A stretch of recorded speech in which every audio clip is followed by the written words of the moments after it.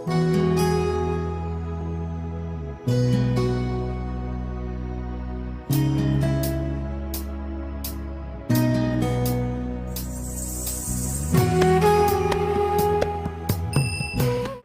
தேவனாலும் நம்முடைய கர்த்தராகிய இயேசு கிறிஸ்துவினாலும் உங்களுக்கு கிருபையும் சமாதானமும் உண்டாவதாக. இந்த நாளிலும் தேவனுடைய வார்த்தையை பகிர்ந்து கொள்ளும்படியாக அவர் செய்த பெரிதான கிருபைகளுக்காக அவரை நன்றியுள்ள இருதயத்தோடு கூட துதிக்கிறேன். எத்தனை பேர் சந்தோஷமா இருக்கிறீங்க? ஆமென். கர்த்தருக்குள் சந்தோஷமா இருப்பதே நம்முடைய பலன் என்று வேதம் சொல்கிறது. ஆகினாலே கர்த்தருடைய செய்தியை எப்படிதாங்க கேட்கணும்? சந்தோஷமாய் கேட்க வேண்டும். சரி, இன்றைக்கு நம்ம தியானிக்க இருக்கிற தேவ செய்தியினுடைய தலைப்பு என்னவென்றால், சபைக்கு நிழலான எப்பிராயிம். சபைக்கு நிழலான எப்பிராயிம் என்ற தலைப்பிலே நாம் இன்றைக்கு சத்தியத்தை ஆராய போகிறோம். கடந்த முறை யோசேப்பை பார்த்தோம். யோசேப்பு யாருக்கு நிழலா இருக்கிறார்? கர்த்தராகிய இயேசு கிறிஸ்துவுக்கு நிழலா இருக்கிறார் என்று நம்ம அந்த காரியத்தை நம்ம பார்த்தோம். யோசேப்பினுடைய மக்கள் அந்த மனாசே, எப்பிராயிம் சபைக்கு நிழலாகவும் இருக்கிறார்கள் என்பதை இந்த நாளிலே நாம் பார்க்க போகிறோம். அதற்கு ஆதாரமாக சங்கீதம் 60ஆம் அதிகாரம் 7வது வசனம். சங்கீதம் 60:7. கீலேயாத் என்னுடையது, மனாசேயும் என்னுடையது, எப்பிராயிம் என் தலையின் பலன், யூதா என் நியாய பிரமாணிகன். எப்பிராயிம் என் தலையின் தலையின் பலன். தேவன் சொல்றார், எப்பிராயிம் என் தலையின் பலன். அப்போ ஒரு மனுஷீகமான ஒரு கூட்டத்தை தேவன் தெரிந்தெடுத்து அந்த கூட்டத்திற்கு முதன்மையாளரான எப்பிராயிம சொல்றாரு, இந்த எப்பிராயிம் என் தலையின் பலன். எவ்வளவு பெரிய வார்த்தை பாருங்க. தேவனே சொல்றாரு, எப்பிராயிம் என் தலையின் பலன். அப்போ தலை பலன், அதுவும் மனுஷீக தெரிந்து கொள்ளப்பட்ட கூட்டத்துல ஒருத்தரை தேர்வு செஞ்சு அவருடைய தலைய தேவனுடைய பலன் வருதுன்னா, அப்படியே சபையும் என்னாச்சுங்க? எபேசியர் 5ஆம் அதிகாரம் 23வது வசனம் நமக்கு தெரிந்த வசனம் தான். கிறிஸ்து சபைக்கு தலையா இருக்கிறார். இந்த பூமியில நம்மை தேர்ந்தெடுத்து, நேற்றைய தினத்துல கூட அதான் பார்த்தா, கிறிஸ்துவினுடைய அவயங்கள். இதற்கு தலை நம்ம ஆண்டவராகிய இயேசு கிறிஸ்துவா இருக்கிறார். ஆண்டவராகிய இயேசு கிறிஸ்து ஏன் இருக்கிறார்னா, தேவனுடைய பலத்தை உலகிற்கு காண்பித்தவர் அவர். எத்தனை பேர் ஆமென் சொல்றீங்களா? அப்போ எப்பிராயிம் என் தலையின் பலன் தேவன் சொல்றார்னா, இந்த எப்பிராயிம் சபைக்கு நிழலா இருக்கிறபடினாலே சபைக்கு தலை கிறிஸ்துவாய் இருக்கிறார் என்று பார்க்கிறோம். அதனால் நமக்கு எல்லாருக்கும் தெரிந்த ஒரு காரியம்தான். முன்பு எழுதியிருக்கிறவைகள் எல்லாம், ரோமர் 15:4 வாசம் பார்த்தீங்கன்னா தெரியும். முன்பு எழுதியிருக்கிறவைகள் நமக்கு என்னவா இருக்குதுங்க? போதனைகளாக இருக்குது அப்படின்னு சொல்றாங்க. அதை இன்னொரு இடத்துல பவுல் சொல்லும் போது 1 கொரிந்தியர் 10ஆம் அதிகாரம் 11-12. 1 கொரிந்தியர் 10ஆம் அதிகாரம் 11-12. இவைகள் எல்லாம் திருஷ்டாந்தங்களாக அவர்களுக்கு சம்பவித்தது, உலகத்தின் முடிவு காலத்தில் உள்ள நமக்கு எச்சரிப்பு உண்டாக்கும்படி எழுதப்பட்டும் இருக்கிறது. பாத்தீங்களா? எச்சரிப்பு உண்டாகும்படி எழுதப்பட்ட, அவங்களுக்கு திருஷ்டாந்தங்களா சம்பவித்தது. கடைசி கால வாழ்ற நமக்கு என்னவா இருக்குதான்? எச்சரிப்பு உண்டாகுது. என்ன எச்சரிப்பு? அடுத்த வசனம் 12. இப்படி இருக்க தன்னை நிற்கிறவன் என்று எண்ணுகிறவன் விடாதபடிக்கு எச்சரிக்கையா இருக்க கடவன். இந்த எச்சரிப்பு தான். நான் கரெக்டா இருக்கிறேன், நான் கரெக்டா போயிட்டு இருக்கிறேன், என் ஆவிக்குரிய ஜீவியம் சரியா இருக்குதுன்னு அப்படின்னு நினைக்கிறவங்களுக்கு எச்சரிப்பை கொடுக்கறது தான் பழைய ஏற்பாட்டு சம்பவம். புரியுதுங்களா? அப்ப தேவன் அவ்வளவு மகிமையான ஆழங்களை என்ன பண்ணியிருக்கிறார்? அந்த பழைய ஏற்பாட்டு சம்பவங்களை திருஷ்டாந்தங்களாக ஞான அர்த்தமாக அவர்களுக்கு சம்பவித்தது. இன்னும் சொல்ல போனா தேவனை டைரக்ட் பண்றாரு. அந்த நபர்கள் எல்லாம் தேவனை டைரக்ட் பண்றதை நம்ம இயக்குவதை நாம் பார்க்க முடியும். சரி, இன்றைக்கு நம்ம இந்த எப்பிராயிமை நம்ம பார்க்க போறோம். தேவனுக்கு சித்தமானால் மனாசாயை குறித்து வருகிற நாட்கள்ல நம்ம பார்க்கலாம். ஆனா ரொம்ப முக்கியம், இந்த இருவர்ல ரொம்ப முக்கியம் யாருன்னா இந்த எப்பிராயிம் தான் ரொம்ப முக்கியமா இருக்கிறார். இயேசு யோசேப்புக்கு நிழலாய் பார்த்ததுனால இப்போ யோசேப்பினுடைய மக்கள் இருவரும் சபைக்கு நிழலா இருக்கிறார்கள் என்று பார்க்கும் பொழுது இந்த 2 பேரை குறித்துதான சில ஆழங்களை நம்ம தெரிஞ்சுக்கணும். பெயருடைய அர்த்தங்களை நாம் தெரிந்து கொள்ள வேண்டும். உதாரணத்துக்கு சொல்லணும்னா மனேசா.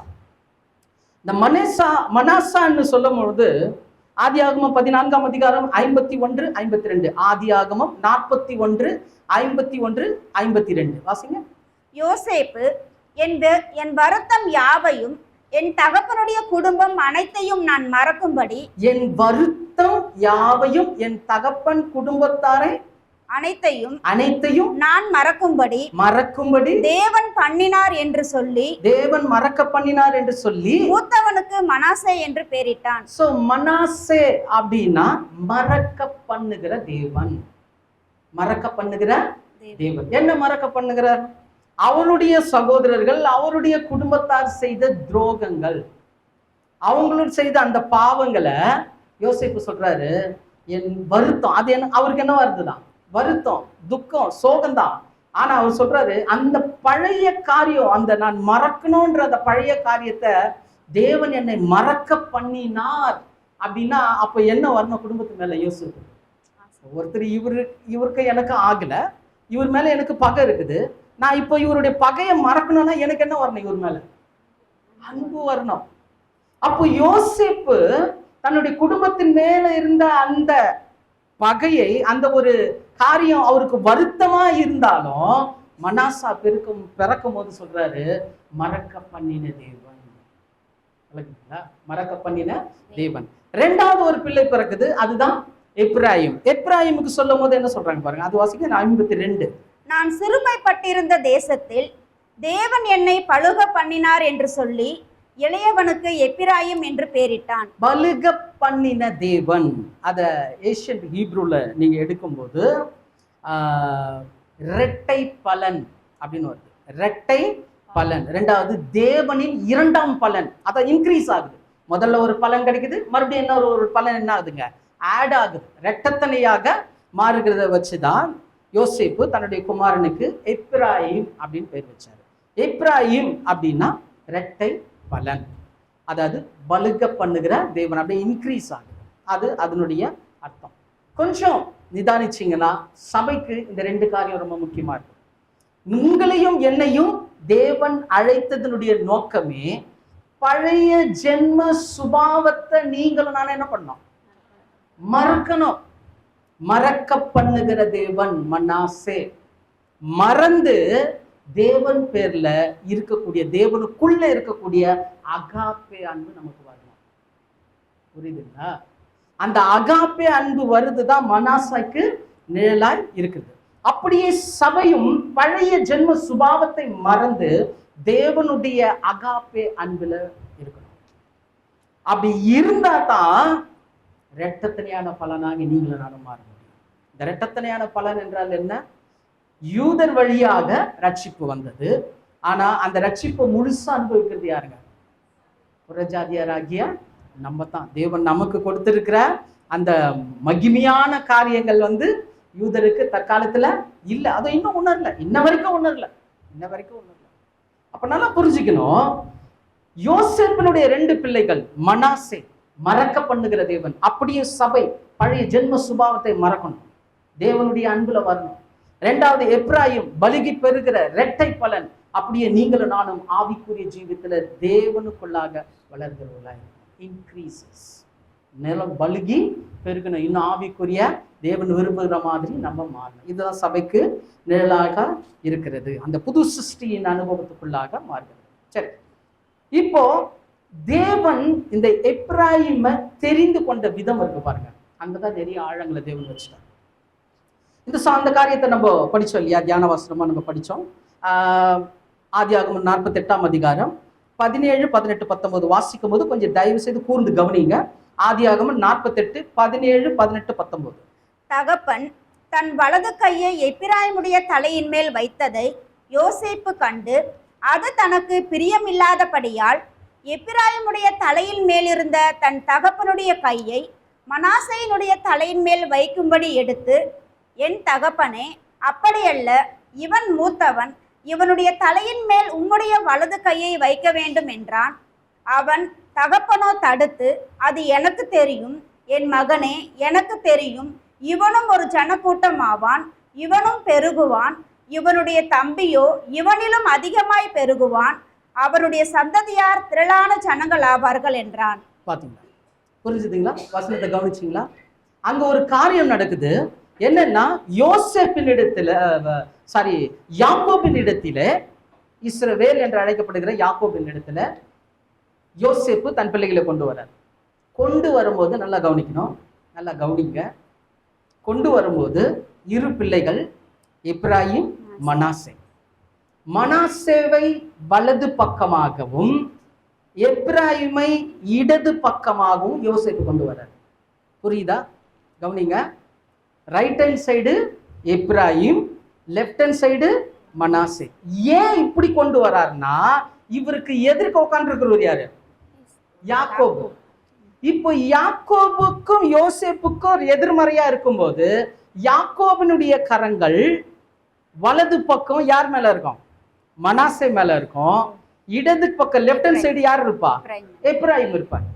சகோதரர் இருக்கிறாரு, அவருடைய ரைட் ஹேண்ட் சைடு என்னுடைய லெஃப்ட் ஹேண்ட் சைடை பார்த்திருக்கோம், அவருடைய லெஃப்ட் ஹேண்ட் சைடு என்னுடைய ரைட் ஹேண்ட் சைடை பார்த்திருக்கோம். நான் கொண்டு வரும்போது எனது ரைட் ஹேண்ட் சைடு எப்ராயிமையும் என்னுடைய லெஃப்ட் ஹேண்ட் சைடு மனாசாயும் நான் கொண்டு வரேன். ஆனா ஏன் கொண்டு வரேன்னா, இப்போ உட்கார்ந்துட்டு இருக்கிற யாக்கோபு தன்னுடைய வலது கரத்தை மூத்தவனாகிய மனாசே மூலமும் இடது கரத்தை எப்ராயிம் இளைவன் மூலமும் வைக்கணும்னு நான் தீர்மானம் பண்ணி கொண்டு வரேன். யோசேப்பு கொண்டு வர்றார். ஆனா அங்க நடக்குது என்னன்னா, ஒரு தெளிவை, ஒரு வெளிச்சத்தை தேவன் யாக்கோபுக்கு கொடுக்கிறாரு. யாக்கோபுக்கு கொடுத்த உடனே அவர் என்ன பண்றாருன்னா, தனது வலது கரத்தை எப்ராயிம் மேலும் தனது இடது கரத்தை மனாசே மேலும் வைக்கிறார். So it's called X blessing. ஒரு எக்ஸ் பிளெஸ்ஸிங் அங்க வருது. தன்னுடைய கரங்களை என்ன பண்ணிட்டாரு? அப்படியே ஆப்போசிட்டை பண்ணிட்டாரு. இப்படி பண்ணது யாருக்கு ஆகல? யோசேப்புக்கு ஆகல. இல்ல தகப்பனு, நீங்க என்ன பண்ணோம்? மூத்தவன் வந்தான், இவன் மேலதான் நீங்க ரைட் ஹேண்டை வைக்கணும், இவன் இளையவன், இவனுக்கு என்ன பண்ணக்கூடாது? வைக்கக்கூடாதுன்னு அவர் சொல்றாரு, எனக்கு தெரியும், எனக்கு தெரியும் மகனேன்றார். தெரியும் தெரியும் 2 முறை சொல்றாரு. சொல்லிட்டு சொல்றாரு, இவனும் பெரியவனும் ஆவான், ஆனா இவன் தம்பியோ பலத்த ஜாதி ஆவான். ஏன் தேவன் அப்படி எப்ராயிமுக்கு அப்படிப்பட்ட ஒரு ஆசீர்வாதத்தை கொடுத்தார்? அந்த ஒரு மகிமையான ஆசீர்வாதத்தை ஏன் கொடுத்தாருன்னு தொடர்ந்து நம்ம பார்க்கும்போது, ஏன்னா அது சபைக்கு நிழலான ஒரு ஆசீர்வாதம். புரியுதுங்களா? அதுதான் நம்ம பார்த்துட்டு இருக்கிறோம். எப்ராயிம் யாருக்கு நிழலா இருக்கிறான்? சபைக்கு நிழலா இருக்கிறார். இப்போ இந்த இடத்துல எப்ராயிம் யாக்கோபினுடைய அந்த மகிமையான ஆசீர்வாதத்தை எப்ராயிமுக்கு தான் போச்சு, மனாசாக்கு போல. இது யோசேப்புக்கும் தெரியும். ஸோ இந்த சம்பவம் அங்க நடந்து முடியுது. ஆனா பிற்காலங்கள்ல யோசேப்பினுடைய நாட்கள் முடிந்த பிறகு இஸ்ரவேலர் மத்தியில கூட இதே காரியத்தை தான் தேவன் சொல்றாரு, செய்யவும் செய்யறாங்க. தேவன் அப்படிதான் ஜனங்கள் மத்தியில பேசுறாரு. உதாரணத்துக்கு சொல்லணும்னா உபாகமம் 33:17. உபாகமம் 33:17. அவன் அலங்காரம் அவன் தலையேற்று காளையினுடைய அலங்காரத்தை போலவும். யாரை பத்தி சொல்றாங்க? எப்ராயிமை பத்தி சொல்றாரு. மோசே எழுதுறாரு, தோரால எழுதுறாரு, அவன் அலங்காரம் தலையீற்றி காளையினுடைய அலங்காரத்தை போலங்க. ஃபர்ஸ்ட் பார்ன், கரெக்ட்டுங்களா? முதற் பலன். இப்ப முதற் பலனான காளையம், அப்படிதானே சிஸ்டர்? முதற் பலனான காளையினுடைய அலங்காரத்தை இப்ப தெரியுதா? முதற் பலனான பலி இடுகிற காளை யாருங்க? இயேசு. இப்ப இயேசு கிறிஸ்துனுடைய அலங்காரம் யாருக்கு வருதுன்றத சொல்றாங்க. சொல்லுங்க. அவன் கொம்புகள் காண்டாமிருகத்தின் கொம்புகளை போலவும் இருக்கும். அவைகளாலே ஜனங்களை ஏகமாய் தேசத்தின் கடையாந்தரங்கள் மட்டும் முட்டி துரத்துவான். பாத்தீங்களா? துரத்துனாரா? நம்மளால முட்டி துரத்துனாரா? பூமியின் கடையாந்திரங்கள். இஸ்ராயல் தேசம் எங்க இருக்குது? நம்ம இங்க உட்கார்ந்து இருக்கிறோம், மாதன குப்பத்துல. துரத்தி என்ன பண்ணியிருக்கிறாரு? அதான் பலமான கொம்பு, காண்டாமிருகத்துக்குரிய அந்த கொம்பினால் நீதிமானுடைய கொம்பு உயரும். அப்படியாக நம்மளை கூட்டி சேர்த்து அவைகள் எப்பிராயிமின் 10,000ங்களும் அவைகள் எப்ராயிமின் 10,000-களையும் மனாசேயின் 1000-ங்களும் மாணவைகள் என்றான். சொல்லிட்டாரு. பாத்தீங்களா? மனாசாக்கு எவ்வளவு? 1000. எப்ராயிமுக்கு 10,000. புரியுதுங்களா? அப்போ இந்த விஷயம், இந்த எக்ஸ்பிளஸிங் அப்படின்றது ஒரு விசேஷ பிரத்யேகமான பிரித்தெடுத்தல். அதுதான் சபைக்கு சொல்லும் போது, அது முன்னாடி சொன்னேன், யூதர்களுக்கு தான், இஸ்ரவேலருக்கு தான் என்னது எல்லாமே சகலத்தையும் தேவன் வைத்திருந்தார். ஆனா அது என்ன ஆகுதுங்க? எதிர்மறையா சபை புறஜாதியாராக நமக்கு வந்தது. ரோமர் 11ஆம் அதிகாரம் 7வது வசனம் வாசிங்க. ரோமர் 11:7. அப்படியானால் என்ன? இஸ்ரவேலர் தேடுகிறதை அடையாமல் இருக்கிறார்கள், தெரிந்து கொள்ளப்பட்டவர்களோ அதை அடைந்திருக்கிறார்கள். அவங்க என்ன பண்ணல? இஸ்ரவேலருக்கு அடையல. மெஸ்ஸியாவுக்கு அடையாளம் தெரியல, மெஸ்ஸியாவை அடையாளம் கண்டு கொள்ள, ரட்சிப்புக்குள்ள வரல, ஆவியின் காரியங்களை பெற்றுக்கொள்ள. ஆனா நமக்கும் என்ன ஆயிடுச்சுங்க? அதை அடைந்தாயிற்று. அப்புறம் மற்றவர்கள் இன்றைய தினம் வரைக்கும் கடினப்பட்டிருக்கிறார்கள். இருக்கிறாங்களா இன்ன வரைக்கும்? இன்னைக்கு கூட போயிட்டு இயேசுன்னு சொன்னா அடிப்பாங்க இஸ்ரவேல்ல சில இடங்கள்ல. புரியுதுங்களா? 11-12 கூட வாசிங்க சிஸ்டர். 11-12. இப்படி இருக்க விழுந்து போகும்படிக்கா இடறினார்கள் என்று கேட்கிறேன். அப்படி அல்லவே அவர்களுக்குள்ளே வைராகியத்தை எழுப்பத்தக்கதாக அவர்களுடைய தவறுதலினாலே புறஜாதிகளுக்கு ரட்சிப்பு கிடைத்தது. அவர்களுடைய தவறுதலினாலே புறஜாதியாருக்கு என்ன கிடைச்சதா? ரட்சிப்பு கிடைச்சது. அவர்களுடைய தவறு உலகத்திற்கு ஐஸ்வர்யமும், பாத்தீங்களா? அவருடைய தவறு உலகத்துக்கு ஐஸ்வர்யமும், அவர்களுடைய குறைவு புறஜாதிகளுக்கு ஐஸ்வர்யமுமாய் இருக்க அவர்களுடைய நிறைவு எவ்வளவு அதிகமாய் அப்படி இருக்கும். அவங்களுடைய தவறு நமக்கு என்னவா இருக்கான்? ஐஸ்வர்யமா இருக்குன்னா அவங்களுடைய நிறைவு நமக்கு எப்படியா இருக்கும்னா, இப்போ யூதர்கள் 1000 கால அரசாட்சியில ரட்சிக்கப்படும் போது சபை எங்க நிலையில இருக்கும்? மகிமையில உட்கார்ந்துட்டு இருக்கும். எத்தனை பேர் ஆமென் சொல்றீங்க? அதுதான் இங்க சொல்றாரு. அவங்களுடைய தவறுதலே நமக்கு ஐஸ்வர்யமா இருந்தா அவர்களுடைய நிறைவு எப்படியா இருக்கும்? புரியுதுங்களா? அப்போ இந்த எப்பிராயிம் தெரிந்து கொள்ளப்பட்ட விதத்துல சபைக்குரிய மகிமையான ஆசீர்வாதத்தை அவர் வச்சிருக்கிறார். அதனாலதான் பாருங்க, இந்த தெரிந்து கொள்ளுதல் ரொம்ப முக்கியம். தேவன் நமக்கு இந்த தெரிந்து கொள்ளுதலின் அடிப்படையில நம்ம ரட்சித்து இருக்கிறாருன்னா, அந்த தெரிந்து கொள்ளுதலை நாம் ஒவ்வொரு நாளும் நினைக்கணும், ஒவ்வொரு நாளும் அதை பறைசாற்றணும். இந்த தெரிந்து கொள்ளுதலை சாத்தான் பல விதத்துல கெடுப்பான். பல விதத்துல என்ன பண்ணுவான்? கெடுப்பான். அது எப்படி கெடுப்பான் தெரியுங்களா? எப்படி கெடுப்பான் தெரியுங்களா? அதை வாசிங்க. ரோமர் 11:8. கனநித்திரையின் ஆவியையும் காணாதிருக்கிற கண்களையும் கேளாதிருக்கிற காதுகளையும் தேவன் அவர்களுக்கு கொடுத்தார் என்று எழுதியிருக்கிறபடியாயிற்று. ஆச்சா? என்ன வரும்? தூக்கம். நல்லா தெரிஞ்சுங்க, தூங்குறவங்க உங்க இலக்கை விட்டுறீங்க, தேவனுடைய தெரிந்து கொள்ளுதலை அவமானப்படுத்துறீங்க. புரியுதா? எங்கேயாவது கண்ணு சொக்குச்சுன்னா தயவு செய்து எழுந்து வெளியில போய் ஃபேஸ் வாஷ் பண்ணிட்டு வந்து உட்காருங்க. ஏன்னா சாத்தான் என்ன பண்றான்? அந்த தெரிந்து கொள்ளுதலை கெடுக்கிறான். வசனம் உனக்குள்ள போனாதான் நீ வளருவ. வசனம் உனக்குள்ள போகாதபடி உன்னை தூங்க வச்சான்னு வச்சுக்க, எப்படி வளரும்? வீட்டுல நல்லா ட்ரெஸ் பண்ணிட்டு கிளம்பி வரோம், சபையில தூங்குறோம். ரொம்ப ஜாக்கிரதையா இருக்கணும். Especially last bench. ரொம்ப ஜாக்கிரதையா இருங்க. ஏன்னா முன்னாடி விட்டுருவான், பின்னாடி தான் பிடிப்பான். அதனால எச்சரிக்கையாய் இருங்கள். ஏன் சொல்றேன்னா, இங்க அதை தான் கொடுத்தாரு. யூதர் ஏன் விழுந்தாருன்னா கனநித்திரை ஆவியை கொடுத்துட்டாரு. சத்தியம் உபதேசிக்கப்படும் போது தூங்கிட்டாங்க.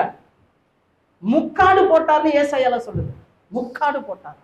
அது இன்னொரு வசனம் கூட வாசிக்கலாம். அதுலயே 10வது வசனம் வாசிங்க. காணாதபடிக்கு அவர்களுடைய கண்கள் அந்தகாரப்பட கடவது. காணாதபடிக்கு அவர்கள் கண்கள் என்ன ஆகுது? அந்தகாரப்பட கடவுதுன்னு யார் சொல்றார்? தேவனே சொல்றார். தூங்குறாங்களா? விட்டுருப்பான்றார். தூங்கிட்டா விட்டுரு. ஏன்? அவன் தெரிந்து கொள்ளுதலுடைய மகத்துவம் தெரியல, வார்த்தையினுடைய முக்கியத்துவம் தெரியல. சீனாய் மலையில தேவனுடைய வார்த்தை இறங்கும் போது மலை அடிவாரத்தை தொடர்ந்து செத்து போயிடுவாங்க. அப்படிப்பட்ட மகிமையான வார்த்தை இறங்குகிற இந்த ஸ்தலத்துல தூங்கலாமா? ஹலோ, புரியுதா? ரொம்ப ஜாகிரதையா இருக்கணும். சாத்தான் 6-6 மெசேஜ் கேட்க பண்ணுவான். அப்படி வந்தா உடனே என்ன பண்ணோம்? அதனாலதான் வீட்டுல இருந்து கிளம்பும் போது ஜெபம் பண்ணிட்டு வாங்க. சபையில உள்ள வந்து உட்காந்து ஒண்ணு ஜெபம் பண்ணுங்க. வந்து சொந்த கதை, சோக கதை, வந்த கதை, போன கதை அதெல்லாம் பேசுற இடம் இது கிடையாது. இது கர்த்தருடைய மகிமை இருக்கிற இடம்.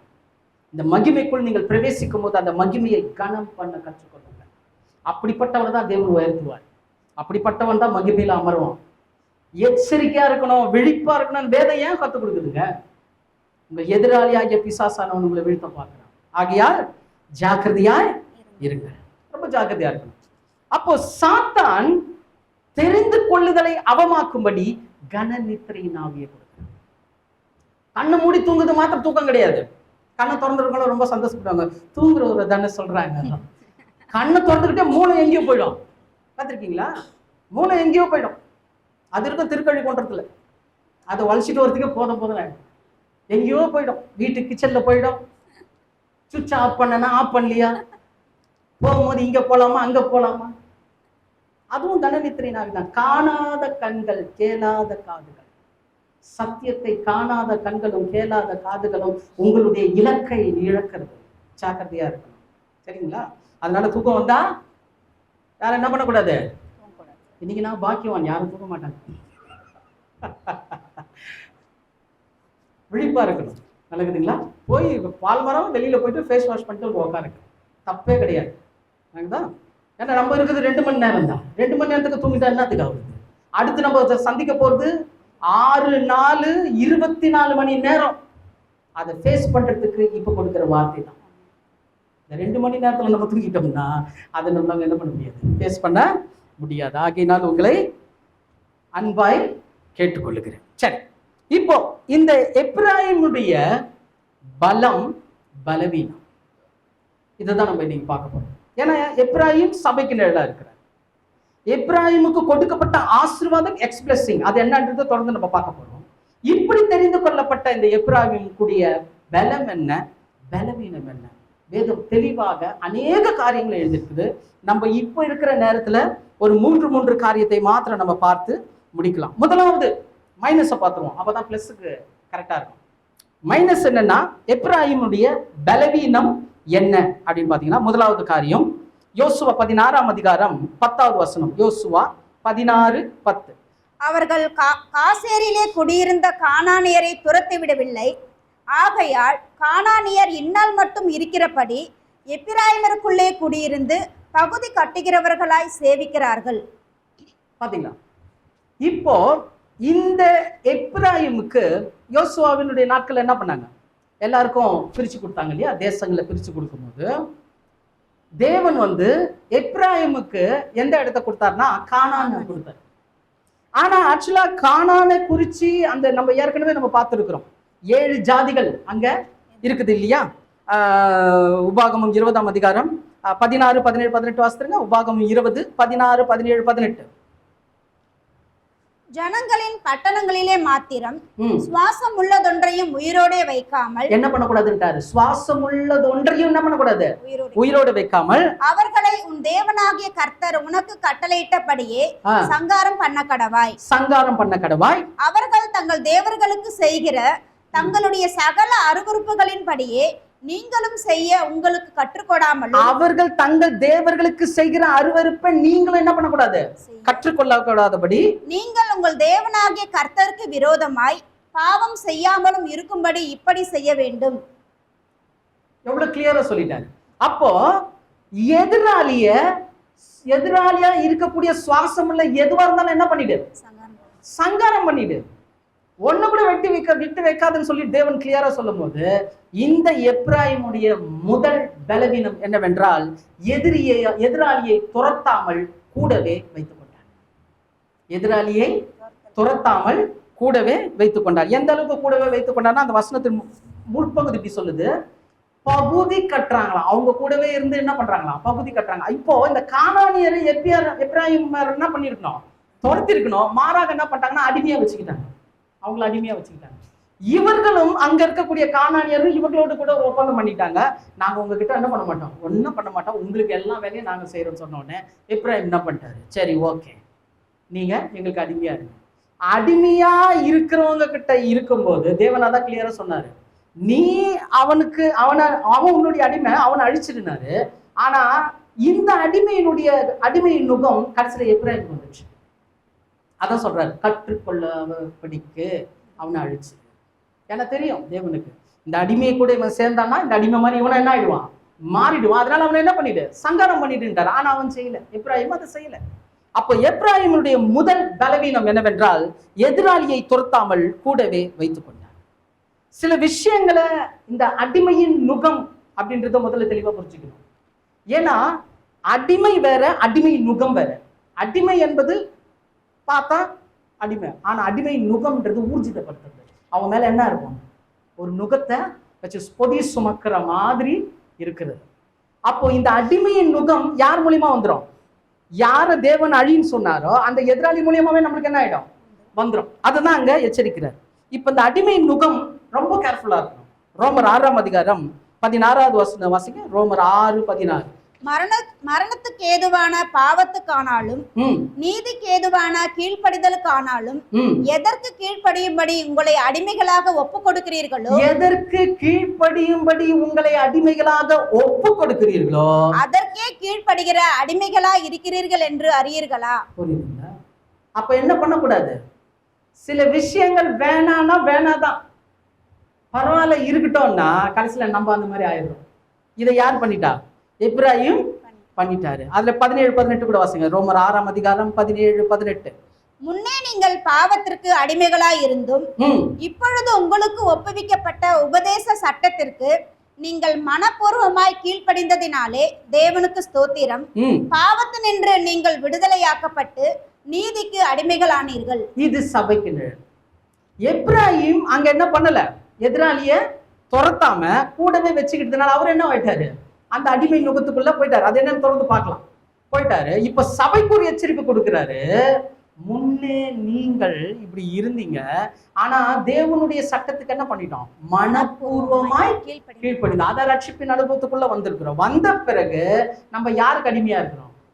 நீதிக்கு அடிமையா இருக்கிறீர்கள் அப்படின்னு இந்த நிலையில இருக்க வேண்டிய சபை எதிராளி என்ன பண்ணிடுச்சு? யார் எதிராளி? உங்கள் எதிராளியாகிய பிசாசானவன், பிசாசனுடைய கிரியைகள், பிசாசனுடைய காரியங்கள், கெட்ட சிந்தை, கெட்ட எண்ணங்கள், இதையெல்லாம் ஒழிச்சிருட்டாரு. ஆனா என்ன பண்ணிட்டோம்? பரவாயில்ல, கூட இருக்கட்டும் ஆண்டவரே. இப்ப அது என்ன ஆயிடுச்சு? நம்ம எதுக்கு அடிமையா இருக்கணும்? நீதிக்கு அடிமையா இருக்கணும். ஆனா இப்ப எதிராளிக்கு அடிமைகளாக மாறக்கூடிய ஒரு சூழ்நிலை உண்டு. இப்போ எப்ராயிமர் அந்த எதிராளியை கூட வச்சுக்கிட்டதுனால என்ன ஆச்சுன்னா, சங்கீதம் 78ஆம் அதிகாரம் 9வது வசனம். சங்கீதம் 78:9. ஆயுதம் அணிந்த வில் வீரரான எப்பிராயிம் புத்திரர் யுத்த நாளிலே முதுகு காட்டினார்கள். ஆயுதம் அணிந்த வில் வீரர் என்ன மாதிரி ஆள் பாருங்க. எப்ராயிம் நல்ல ஒரு ப்ரொஃபஷனல் ஃபைட்டர், இவரு போர் வீரர். ஆனா யுத்த நாள்ல என்ன பண்ணிட்டாராம்? முதுக காமிச்சிட்டார் அப்படின்னு சங்கீதக்காரனாகி தாவீது சொல்றார். ஏன்னா ஒரு காலகட்டம் வரும்போது அசீரியர்கள் தாவீது ராஜாவோட குடும்பத்தார் மேல படையெடுக்கிறாங்க. அப்படி படையெடுக்கும் போது இந்த அசீரியர் யாருன்னா கானானியருக்கு பக்கத்துல இருக்கிறவங்க. கானானியரும் அசீரியரும் ஒன்றா இருக்கிறவங்க. இப்ப இவங்க ஒன்றா இருக்கும் போது அந்த தேசத்துலதான் யார் இருக்கிறா? எப்ராயிமும் இருக்கிறாரு. எப்ராயிம் தேசத்தாரும் அங்கேதான் இருக்கிறாங்க. இப்ப இவரு அவர் கூட சேர்ந்து தாவீதுக்கு அவர் கூட சேர்ந்து இவர் சண்டை போடணும், தாவீதை இவர் காப்பாற்றணும். ஆனா என்ன பண்ணிட்டாரா? முதுகை காண்பித்து விட்டார். எதிராளி கூட இருந்துகிட்டு எதிராளியை எதிர்க்க தெரியாதவர். ஆனா வில் வீரர், ப்ரொஃபஷனல் ஃபைட்டர். ஆனா எதிராளி கூட என்ன பண்ணல? கூட சேர்ந்து அமைதியா இருந்துட்டார். தாவீதுக்கு என்ன பண்ணல? சப்போர்ட் பண்ணல. முதுகையை காண்பித்தார்கள் அப்படின்னு. அப்படி கொஞ்சம் சபைக்கு நிழலா எடுக்கும்போது ஒரு யுத்தம் இருக்குது. நமக்கும் யுத்தம் இருக்குது. நாமும் யுத்த வீரர்கள். ஏன் யுத்த வீரர்னா தேவன் நமக்கும் சர்வாயுத வர்க்கத்தை கொடுத்திருக்கிறார். எத்தனை பேர் ஆமென் சொல்றாங்க? கர்த்தர் நமக்கு சர்வாயுத வர்க்கத்தை கொடுத்திருக்கனால நாம யுத்த வீரர்கள். நமக்கு ஒரு யுத்தம் இருக்குது. எபேசியர் 6ஆம் அதிகாரம் 12வது வசனத்தை நம்ம வாசிக்கிறோம் இல்லையா? மாம்சத்தோடு ரத்தத்தோடும் அல்லாமல் அந்தகார லோகாதிபதியில் பிசாசுடைய கிரியைகளும் வான மண்டலத்தின் பொல்லாத ஆவியின் சேனைகளோடு நமக்கு போராட்டம் உண்டு. அப்ப நமக்கு ஒரு யுத்தம் இருக்குது. பக்கத்துல சண்டை இல்ல, பார்க்காத பிசாசு கூட சண்டை. ஆவிக்குரிய உலகத்துல நமக்கு ஒரு சண்டை இருக்குது. அதனால்தான் பாருங்க, சபைக்கு எழுதும் போது அப்போஸ்தலனாகிய பவுல் 2 கொரிந்தியர் 10ஆம் அதிகாரம் 4வது வசனத்துல சொல்றாரு பாருங்க. நம்முடைய அங்க எப்படி எப்ராயிம் ஒரு வில்வீரரா இருந்தாரோ அப்படியே சபை எப்படி இருக்குதா? 2 கொரிந்தியர் 10:4. எங்களுடைய போர் ஆயுதங்கள் வந்துச்சு பாருங்க. சபையுடைய போராயுதம் மாம்சத்துக்கு ஏற்றவைகளாயிராமல் அரண்களை நிர்மூலமாக்குகிறதற்கு, ஆமென், அரண்களை நிர்மூலமாக்குகிறதற்கும் தேவ பலமுள்ளவைகளாயிருக்கிறது. என்ன பலங்க? தேவ பலம். தேவ பலன். அதுதான் தேவ பலன்றது. என்னதுங்க? தேவனுடைய இந்த சர்வாயுத வர்க்கம். அப்போ அங்க எப்படி ஒரு வில் வீரரா இருந்தாரோ அப்படியே சபையும் என்ன இருக்குது? ஒரு யுத்த வீரர்களா இருக்கிறோம். நம்முடைய எதிராளி பிசாசு, அவங்கன்னு தான் நம்ம எதிர்க்கணுமே தவிர அவனை கூட வச்சுக்கிட்டு கிறிஸ்தவர்களை, மற்றவர்களை, குடும்பத்தார, மற்றவர்களை நம்ம என்ன பண்ணக்கூடாது, எதிர்க்க கூடாது. உங்களுடைய ஆயுதம் மாம்சத்துக்கு ஏதுவாயிராமல் அரண்களை நிர்மூலமாக்குது. சாத்தானுடைய கிரியைகளை தான் எதிர்க்கிறதுக்காக தான் தேவன் என்ன பண்ணியிருக்கிறார், செஞ்சிருக்கிறார். இப்போ இந்த விஷயத்த எப்ராயிம் கத்துக்கிட்டதுக்கு காரணம் என்ன? எதிராளி என்ன பண்ணல, சொல்லுங்க, துரத்துல கூடவே வச்சுக்கிட்டான். கடைசியில் அவங்களுக்கே சப்போர்ட் பண்ணிட்டான். அப்படியே சத்ருவாகிய சாத்தானுக்கு நீங்கள் இடம் கொடுத்தால், பிசாசுக்கு நீங்கள் என்ன பண்ணாதீங்க, இடம் கொடாதிருங்கள். இடம் கொடுத்தால் அவங்களுக்கு தான் சப்போர்ட் பண்ணுவீங்க. யுத்த நாள்ல என்ன பண்ணுவோம், ஒரு சோதனை வரும்போது, ஒரு வேதனை வரும்போது, மற்றவங்க நம்மளை பத்தி ஏதாவது ஒண்ணு சொன்னா 10 விஷயத்த அப்படியே படம் போட்டு காமிச்சிருவோம். இப்படி எல்லாம் பண்ணும்போது என்ன ஆயிடும், நம்முடைய போராயுதம் மொக்கையாயிடும். ரொம்ப ஜாக்கிரதையா இருக்கணும். அவன் யுத்த நாளிலே முதுகை காண்பித்தது மாத்திரமல்ல, ஏசாயா 9ஆம் அதிகாரம் 10வது வசனம், ஏசாயா 9:10, அகந்தையும் மன பெருமையுமாய் சொல்லுகிற எப்பிராயிமரும். பாத்தீங்களா, அகந்தையும் மன பெருமையாய் சொல்லுகிற எப்பிராயிம்னா, இவர் யுத்தத்துக்கும் போல உக்காந்த இடத்துல பெருமையா பேசிட்டு இருக்கிறாரு. அகந்தையும் பெருமையும் சொல்லுகிற, நல்லா ஜாக்கிரதையா இருக்கு. எவ்வளவு தெளிவா இருக்குது பாருங்க வேதம், எவ்வளவு தெளிவா இருக்குது பாருங்க. எப்ராயிம் எப்படி இருந்திருக்கிறாரு. அப்படியே அவனுடைய பேச்சும், அவனுடைய செயலும், அவனுடைய பழக்கமும், அவனுடைய எல்லாமே என்னவா மாறிடுச்சுங்க, அகந்தையும் மனப்பெருமையமா மாறிடுச்சு. அப்படியே எதிராளியை நீங்க துரத்தலன்னா, எதிராளிய கூட வச்சுக்கிட்டீங்கன்னா யுத்தத்துல நிக்க மாட்டீங்க. மாறாக, எனக்கு எல்லாம் தெரியும், நாங்க சத்தியம் தெரிஞ்சுக்கணும், உனக்கு அது தெரியுமா, எனக்கு இது தெரியும், நான் அப்படி நான் இப்படின்னு பெருமை வச்சுக்கிட்டு அகந்தையா உட்கார வேண்டியதுதான்.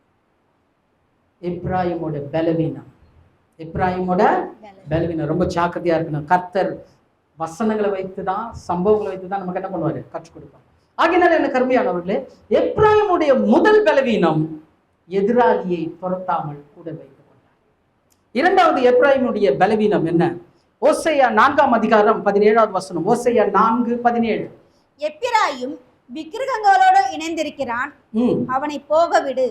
என்ன சொல்றாரு பாத்தீங்களா, எப்ராயிம் எதோட இணைந்திருக்கிறான், விக்கிரகங்களோடு இணைந்திருக்கிறான், அவன் என்ன பண்ண, போக விடுன்ற, போக விடுன்ற. ஏன் போக விடுன்னு சொல்லிட்டாரு தெரியுங்களா? நீங்க அடுத்தடுத்து அந்த அதிகாரத்தை மேலும் கீழே படிச்சு பார்த்தீங்கன்னா தெரியும். நேரம் இல்லை, ஆரம்பிச்சதே லேட்டு.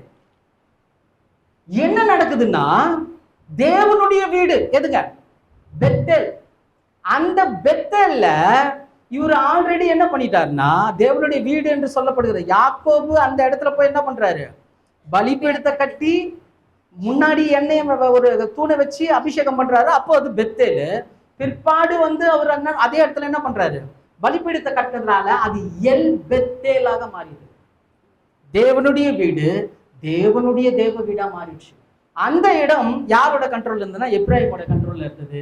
ஆனா எப்ராயிமுக்கு கீழே யார் இருந்தாங்கன்னா, கானானியர் இருந்தாங்க, புறஜாதியார் இருந்தாங்க. அவர்கள் அந்த எதிராளிக்குரிய கூட்டம் இருந்தது. அதனால அந்த தேவனுடைய வீட்டை அவர்கள் சீர்குலைத்தார்கள். இப்போ இவர் என்ன பண்ணிட்டார், அங்க இருக்கக்கூடிய விக்கிரகங்களுக்கெல்லாம் ஆராதனை செய்ய ஆரம்பிச்சதுனால, தேவனுடைய வீட்டுல செய்யறதுனால தேவன் அடிக்காம என்ன சொல்றாரு, விட்டுருப்பாரு. எவ்வளவு பெரிய வார்த்தை தெரியுங்களா, தேவனே விட்டுரு, அவன் இப்படி இருக்கிறான பரவாயில்ல விட்டுரு, அவன் இப்படி இருக்கிறான பரவாயில்ல விட்டுரு. அப்படின்னா என்ன அர்த்தம், ஏதோ பெருசா இருக்கும் போதுன்னு அர்த்தம். ஜாக்கிரதையா இருக்கணும். அது சொல்றோம், விக்கிரகங்களோட கூட என்ன பண்ணிட்டாராம், இணைந்து கொண்டாரு. அதனால என்ன சொல்றாரு, எரேமியா 7ஆம் அதிகாரம் 15வது வசனம், எரேமியா 7:15. நான் உங்களுடைய எல்லா சகோதரரும் ஆகிய எப்பிராயிம் சந்ததி அனைத்தையும் தள்ளி போட்டது போல உங்களையும் என் முகத்தை விட்டு தள்ளி போடுவேன் என்று கர்த்தர் சொல்லுகிறார். இதுதாங்க, என்ன பண்ணுவேன், தள்ளி போட்டுருவேன், தள்ளி போடுவேன் உங்களுடைய சகோதரர். ஆனா என்ன பண்ணிட்டேன், எல்லாரும் போல நான் வச்சுக்காம அவனை என்ன பண்ணிடுறேன், தள்ளி போடுறேன். ஏன் தள்ளி போடுறேன்னா, அந்த தேவாலயத்துல எல் பெத்தேல்ல இவங்க செஞ்ச காரியம் ரொம்ப முக்கியம். எதனால தேவன் அங்க விக்கிரகாரத்துல அவங்க வணங்கானாங்க, எப்படிப்பட்ட ஒரு காரியத்தை செஞ்சாங்க அப்படின்னு பாத்தீங்கன்னா, அதுலயே 3வது வசனம் 4வது வசனம் வாசிங்க. எரேமியா 7ஆம் அதிகாரம் 3-4. இஸ்ரவேலின் தேவனாகிய சேனைகளின் கர்த்தர் சொல்லுகிறார், உங்கள் வழிகளையும் உங்கள் கிரியைகளையும் சீர்படுத்துங்கள், அப்பொழுது உங்களை இந்த ஸ்தலத்திலே குடியிருக்க பண்ணுவேன். சொல்றாரா, உங்கள் வழிகளையும் உங்கள் கிரியைகளையும் என்ன பண்ணோம்? சீர்படுத்துறது தான் எது? தேவனுடைய ஆலயம். ஆனா பண்ணாதனால என்ன சொல்றாரு? அப்பொழுது உங்களை இந்த ஸ்தலத்திலே குடியிருக்க பண்ணுவேன். சீர்படுத்தி கொண்டா குடியிருக்க பண்ணுவேன். கர்த்தரின் ஆலயம், கர்த்தரின் ஆலயம், கர்த்தரின் ஆலயம், கர்த்தரின் ஆலயம், கர்த்தரின் ஆலயம் இதுவே என்று சொல்லி பொய் வார்த்தைகளை நம்பிக்கொள்ளாதிருங்கள். பாத்தீங்களா எவ்வளவு கிளியரா சொல்லிட்டாருன்னா, இந்த எப்ராயிமர் கானானியரை உள்ள விட்டுட்டாரு. தேவனுடைய ஆலயத்துல இப்ப இந்த கானானியர்கள் என்ன பண்ணிட்டாங்க? தேவனுடைய மலைன்னு சொல்லும் போது அவங்களும் அவர்களுடைய பலிபீடங்களை கட்ட ஆரம்பிச்சிட்டாங்க. இப்ப எப்ராயிமர் பலியிடுறதுக்கு வராங்க. பலியிடும் போது அவங்க என்ன பண்ணல? பலியிடாம அந்த அந்நிய தேவர்கள் என்ன பண்ணிட்டாங்க? ஆராதனை செய்ய ஆரம்பிச்சிட்டாங்க. அந்நிய தேவர்களை ஆராதனை செஞ்சதுனால தேவன் என்ன பண்ணிட்டாரு? போக விடுன்ட்டாரு. இவங்க எப்படி போக விடுன்னு சொல்றது காரணம் என்னன்னா, தேவனுடைய மலையில தேவனுடைய பலிபீடம் இருக்குது, அந்நியருக்கு தேவனுடைய பலிபீடம் இருக்குது. ஆனா அந்த கானானியர்கள் சொல்றாங்க, அந்த எதிராளி சொல்றாங்க, இதுவும் தேவனுடைய ஆலயம் தான். எது தேவனுடைய ஆலயம்? புறஜாதி அந்த அந்நிய தேவர்களுடைய பலிபீடமும் தேவனுடைய, அதுதான் தேவனுடைய ஆலயம். தேவனுடைய ஆலயம், தேவனுடைய ஆலயம் 10-11 யெகோவா தேவனுடைய பலிபீடத்தை அங்க அசட்டை பண்ணப்படுகிறது. நிறைய விஷயங்களை இப்படிதான் செய்யறான். பாருங்களா, இந்த ஒரு காரியத்தை எப்ராயிம் செஞ்சதுனால என்ன பண்றாரு தேவன்? அவனை தள்ளி போடுவேன், தள்ளி போடுவேன். இப்ப அப்படியே சபைக்கு நிழலா வரும்போது நம்ம விக்கிரக ஆராதனை பண்றோமா? சொல்லுங்க, விக்கிரக ஆராதனை பண்றோமா? 1 கொரிந்தியர் 10:14-15. 1 கொரிந்தியர் 10:14-15. ஆகையால் எனக்கு பிரியமானவர்களே, விக்கிரக ஆராதனைக்கு விலகி ஓடுங்கள். விக்கிரக ஆராதனைக்கு விலகி ஓடுங்கள். உங்களை புத்திமான்கள் என்று எண்ணி பேசுகிறேன். உங்களை புத்திமான்கள் என்று எண்ணி பேசுகிறேன். நான் சொல்லுகிறதை நீங்களே நிதானித்து பாருங்கள். நல்லா கவனிச்சீங்களா? விக்கிரக ஆராதனைக்கு விலகி ஓடுங்கள். உங்களை நான் புத்திமான்னு எண்ணி பேசுறேன், நிதானிச்சு பாரு. பவுலோட வார்த்தைகள சாதாரணமான வார்த்தைகள் கிடையாது. அப்படியே படிச்சுட்டு போக கூடாது. இவ்வளவு விஷயத்தை ஏன் சொல்றாரு? விக்கிரக ஆராதனைக்கு விலகி ஓடு. உன்னை புத்திமான்னு நினைச்சு நான் உன்கிட்ட சொல்றேன், நிதானி. அப்ப நல்லா புரிஞ்சுக்கணும், விக்கிரக ஆராதனை என்பது சிலை வழிபாடு மட்டும் அல்ல, அதற்கு மேல இருக்குது. 1 சாமுவேல் 15:23. 1 சாமுவேல் 15:23. இரண்டகம் பண்ணுதல், பில்லி சூனிய பாவத்துக்கும் முரட்டாட்டம் பண்ணுதல் அவபக்திக்கும் விக்கிரக ஆராதனைக்கும் சரியா இருக்கிறது. போதும். முரட்டாட்டம் பண்ணுதல் அவபக்திக்கும் விக்கிரக ஆராதனைக்கும் சரியா ஈக்குவல் அப்படின்றாரு. நான் போய் ஒரு சிலை வழிபாடு செய்யணும்ன்றது இல்லைங்க. நான் முரட்டாட்டமா இருந்தால் நான் விக்கிரகத்தை வணங்குகிறேன். என்ன அப்படி பார்க்காதீங்க, நான் சொல்ல பைபிள்ல வசனம் புரியுதா? அப்ப முரட்டாட்டம் பண்றது என்னது? விக்கிரக ஆராதனை. இந்த விக்கிரக ஆராதனைக்கு என்ன பண்ணோம்? விலகி ஓடணும். அதை யார் பண்ணா? எப்ராயிம் பண்ணாரு. எப்ராயிமர் அவர் வேற பண்ணாரு. சபைக்கு நிழலா எடுக்கும் போது நம்ம ஒரு விக்கிரக ஆராதனை பண்றோம், முரட்டாட்டம். அப்படிதான் செய்வேன், இதான் இருப்பேன், நான் அப்படி தாங்க சில சொல்ல குடும்பம், நான் அப்படிதான். அப்ப அவர் எதோ விக்கிரக ஆராதனை. உபாகமம் 4:23. உபாகமம் 4:23. நீங்கள் உங்கள் தேவனாகிய கர்த்தர் உங்களோட பண்ணின உடன்படிக்கையை மறந்து உங்கள் தேவனாகிய கர்த்தர் வேண்டாம் என்று விலக்கின எவ்வித சாயலான விக்கிரகத்தையும் உங்களுக்கு உண்டாக்காதபடிக்கு எச்சரிக்கையா இருங்கள். எவ்வளவு கிளியரா சொல்றாருன்னா, கர்த்தர் வேண்டாம் என்று விலக்குகிற, தேவனுடைய உடன்படிக்கையை மறக்கடிக்கிற எந்த சாயலா இருக்கிற காரியமா இருந்தாலும் அது விக்கிரகம். வாலிப பிள்ளைங்க கூர்ந்து கவனிச்சிங்க. மொபைல் போன் உங்க கையில இருந்தா தேவனை விலக்கி தேவனுக்கு கொடுக்கிற நேரத்தை விட நீங்க இதுல நேரம் கொடுத்தீங்கன்னா விக்கிரகம். அது விக்கிரக ஆராதனை. ஜாக்கிரதையா இருக்கணும். அதே நேரத்துல இந்த உலகத்துல இருக்கக்கூடிய ஏதேனும் ஒரு காரியத்தை கொஞ்சம் உங்களுடைய வாழ்க்கையில நீங்க அப்ளை பண்ணீங்கன்னா விக்கிரகம். தேவன் வேண்டாம்னு சொன்னது, தேவன் வேண்டாம்னு சொன்னது. உலக சிநேகிதம் தேவனுக்கு விரோதமான பகை. உலகத்துல அன்பு கூறுகிறவன் எனக்கு பாத்திரம் அல்ல. கிளியரா தேவன் சொல்லியிருக்கிறார். எந்த ஒரு விஷயமும் உலகத்துல இருந்து எடுக்கவே கூடாது. நல்லா இருந்ததுங்க, சூப்பரா இருக்குதுங்க, இதுதாங்க பிசினஸ், இதுதாங்க ட்ரெண்டு, இதுதாங்க இது. தேவன் நினைச்சா நம்ம ஒண்ணுமே கிடையாது. அவர் டாப்ல நிக்க வைக்க அவரால் முடியும், டவுன்ல கொண்டு வருவோம் அவரால் முடியும். நம்முடைய உயர்வும் தாழ்வும் அவர் கொடுக்குது, விளங்குதா? அவருக்கேற்ற மாதிரி நம்ம வாழும்போது நிச்சயம் உயர்த்துவார். ஆனா நம்முடைய உயர்வையும் நம்முடைய பெருமைகளையும் நம்ம வேற வேற விஷயத்துக்கு நம்ம லிங்க் பண்ணிக்கிட்டா, உலகத்தோடு லிங்க் பண்ணிக்கிட்டா அது ஆகுது இல்ல. ஏன்னா சங்கீதம் 1 என்ன சொல்லுதுங்க? துன்மார்க்கருடைய ஆலோசனை நடுவாமல், பாவிகளுடைய வழியில் இல்லாமல், பரியாசக்காரன் உட்காரும் இடத்தில் உட்காராமல். இன்னைக்கு பல விதத்துல சுவிசேஷம் கொடுக்குறாங்க. சினிமால கொடுக்குறாங்க, டிராமால கொடுக்குறாங்க. நான் சினிமாக்கு டிராமாக்கு புறம்பானவன் கிடையாது.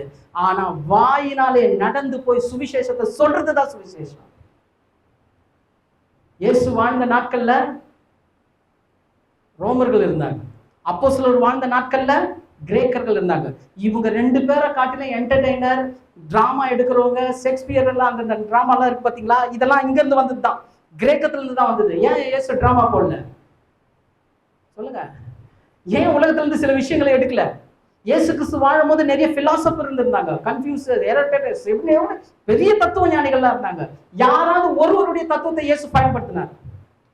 பிதா எனக்கு என்ன சொன்னாரோ அதை தான் செஞ்சார். உங்களுக்கும் எனக்கு லிங்க் உலகத்துல இல்லைங்க, பரலோகத்துல இருக்குது. அங்கிருந்து ஒரு தகப்பன் நம்மளை பார்த்துட்டு இருக்கிறாரு. அவர் சொல்ற பிரகாரம் தான் நம்ம என்ன பண்ணணும், நடக்கணும். அவர் வேண்டாம் என்று அவருடைய உடன்படிக்கையை மறக்கடிக்கிற எந்த காரியமும் விக்கிரகம். கொலோசியர் 3:5 கொலோசியர் 3:5. ஆகையால் விபசாரம், அசுத்தம், மோகம், துர்இச்சை, விக்கிரக ஆராதனையான பொருளாசை, விக்கிரக ஆராதனையான பொருளாசை விக்கிரக ஆராதனையான பொருளாசை அது கூட என்னதுதான்? சிலை வழிபாடுதான். புரியுதுங்களா? வேதம் ஒரு வார்த்தை சொல்லுச்சுன்னா அதுக்கு ஈக்குவல் ஆப்போசிட்டா இன்னொரு ஆவிக்குரிய அர்த்தம் இருக்கும். நல்லா புரிஞ்சுங்க, புரியுதுங்களா? அப்போ எப்ராயிம் விக்கிரகங்களோடு கூட என்ன பண்ணிட்டான்? இணைந்து கொண்டான். அப்படியே சபை என்ன பண்ணக்கூடாது, இருக்கக்கூடாது. அப்படி சேர்த்துக்கிட்டா எப்ராயிம் போல நம்மள என்ன பண்ணிட்டோம்? விக்கிரகங்களோடு கூட இணைந்து கொள்கிறோம். பலவீனம். இதான் எப்ராயிமோட பலவீனம், சபையோட பலவீனம், நம்முடைய பலவீனம். இதுதான். கலங்குங்களா? 3வது எப்ராயிமோட பலவீனம் என்ன? ஓசியா 8:11-12. ஓசியா 8:11-12. எப்பிராயிமர் பாவம் செய்வதற்கு ஏதுவாய் பலிபீடங்களை பெருக பண்ணினார்கள். ஆதலால் பலிபீடங்களை அவர்கள் பாவம் செய்வதற்கு ஏதுவாகும். பலிபீடங்கள் என்னவா, எதுக்கு ஏதுவா இருக்கணும்? பாவம் செய்வதற்கு ஏதுவாகும். என் வேதத்தின் மகத்துவங்களை அவர்களுக்கு எழுதி கொடுத்தேன், அவைகளை அந்நிய காரியமாக எண்ணினார்கள். ஆமா, நல்லா பாருங்க. எப்ராயிம் சபைக்கு நிழலா இருக்கிறாரு. எப்ராயிம் பிரத்யேகமாக தெரிந்து கொள்ளப்பட்டவர். எப்ராயிமோட பலவீனத்தை பார்க்கிறோம். அதுல முதலாவது பார்த்தோம், எப்ராயிம் எதிராளியை கூட வைத்துக் கொண்டார். 2வதாக பார்த்தோம், எப்ராயிம் விக்கிரகங்களோடு கூட இணைந்து கொண்டார். 3வதாக பார்க்கிறோம், எப்ராயிம் வேதத்தை அந்நிய காரியமாக எண்ணினார். வேதத்தை அந்நிய காரியமா பார்த்தார். ஆனா வேதம் யாருக்கு தான் கொடுக்கப்பட்டது? நமக்கு தான் கொடுத்தாரு. நமக்கு கொடுக்கப்பட்ட வேதத்தை நம்ம என்னவா பார்க்கிறோம் சொல்லுங்க? அந்நிய காரியமாக பார்க்கிறது. ஏன்னா அதுதான் முன்னாடி பார்த்தா, பலிபீடங்கள் அவர்கள் பாவம் செய்வதற்கு ஏதுவா இருக்குதுன்னா, பலிபீடம் எதுங்க? மகா பரிசுத்த ஸ்தலம். நீங்களே தேவனுடைய ஆலயமா இருக்கணும். அதனாலதான் கடந்த முறை பிரதர் ஒரு செய்தி எடுத்தாரு. என்ன செய்தி எடுத்தாரு? ஆமோஸ் பிரதர் ஒரு செய்தி எடுத்தாரு. ஜீவபலி. ஜீவபலின்ற தலைப்புல எடுக்கப்பட்ட செய்தி, அது 2 முறை எடுக்கப்பட்ட செய்தி. ஏன், எதுக்கு? ஒரு காரியத்தை தேவன் பேசுறாருன்னா அந்த காரியத்துல நம்ம என்னவா இருக்கிறோம்? குறைவுபட்டிருக்கிறோம். குறைவுபட்டதை நினைவு கூறுவதுதான் கர்த்தருடைய வார்த்தை. பாதை இதுவே, இதுல நடுவுங்கள் என்கின்ற சத்தம் எங்க கேட்கும்? பின்னாடில இருந்து கேட்கும். ஜீவ பலியா ஒப்பு கொடுக்கணும். அப்ப இந்த ஜீவ பலியாய் ஒப்பு கொடுக்கிறது என்னன்னா, வேதம் நமக்கு சொல்லும் போது என்னதான் சொல்றது? அதான் ரோமர் 12:1 வாசம். அது வாசம் சிஸ்டர். ரோமர் 12:1. அப்படி இருக்க சகோதரரே, நீங்கள் உங்கள் சரீரங்களை பரிசுத்தமும் தேவனுக்கு பிரியமுமான ஜீவ பலியாக ஒப்பு கொடுக்க வேண்டும் என்று தேவனுடைய இரக்கங்களை முன்னிட்டு உங்களை வேண்டிக் கொள்ளுகிறேன். இதுவே நீங்கள் செய்யத்தக்க புத்தி உள்ள ஆராதனை. புரியுதுங்க? ஜீவ பலியா என்ன பண்ண சொன்னாரு? ஒப்பு கொடுக்க சொன்னார். ஜீவ பலினா என்ன?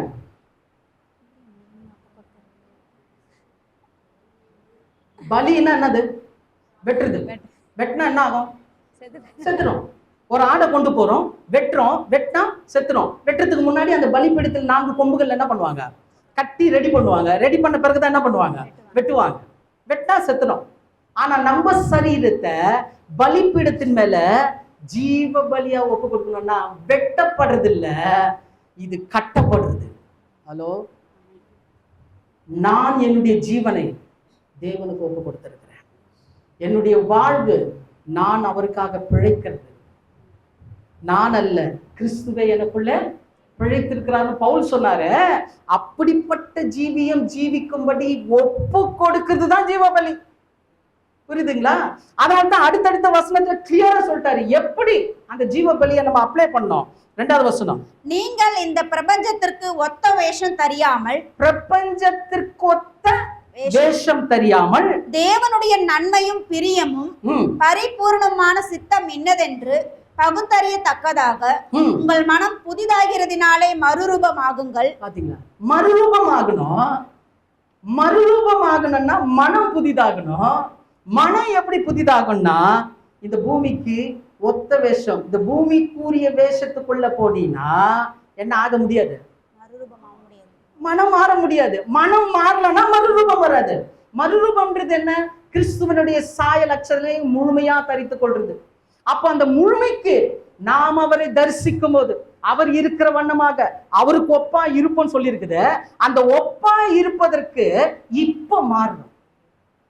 ஒவ்வொரு விஷயமும் இந்த பூமிக்கு ஏற்ற மாதிரி ஒத்த வேஷம் இல்ல. நல்லவனா நடிக்கிறது ரொம்ப ஈஸிங்க. நல்லவனா நடிக்கிறது ரொம்ப ஈஸி. இன்னொருத்தரை ஏமாத்துறது ரொம்ப ஈஸி. ஆனா தேவனை ஏமாத்த முடியாது. தேவனை ஏமாத்த முடியாது. ஆனா தேவன் சொல்றாரு, ஒத்த வேஷம் வேண்டாம்ப்பா. உன் குடும்பத்துல உன்னை சுத்தி இருக்கிறவங்க முன்னாடி நீ ஒத்த வேஷம் நல்லவன் மாதிரி நடிச்சிடலாம். ஆனா ஏன் முன்னாடி நீ நல்லவனா இருக்கணும். இந்த ஒத்த வேஷம் தெரியாம தேவனுடைய சித்தத்தை பகுத்தறியணும். தேவனுடைய சித்தம் என்ன? எல்லா மனுஷரும் ரட்சிக்கப்படவும் சத்தியத்தை அறிகிற அறிவை அடைவோம் அவர் சித்தம் உள்ளவரா. எதுக்கு நம்ம என்ன பிரயாசப்படுறோம்? எத்தனை பேருக்கு கர்த்தருடைய காரியங்களை சொல்றீங்க? மற்றவங்களுக்கு நம்ம என்கரேஜ் தான் பண்ணிட்டு இருக்கிறோமே தவிர நம்ம எப்ப சொல்ல போறோம்? நிதானிக்கணும் சகோதரி, ரொம்ப நிதானிக்கணும். அப்போ அந்த ஒத்த வேஷம் தெரியாமல் தேவனுடைய சித்தத்தை பகுத்தறிந்து ஒப்பு கொடுக்கும் போது மனம் மாறுது. பார்த்தீங்களா? அதுதாங்க ஜீவன். அதுல 3வது வசனம் வாசிங்க. அல்லாமலும் எனக்கு அருளப்பட்ட கிருபையினாலே நான் சொல்லுகிறதாவது, உங்களில் எவனானாலும் தன்னை குறித்து எண்ண வேண்டியதற்கு மிஞ்சி எண்ணாமல்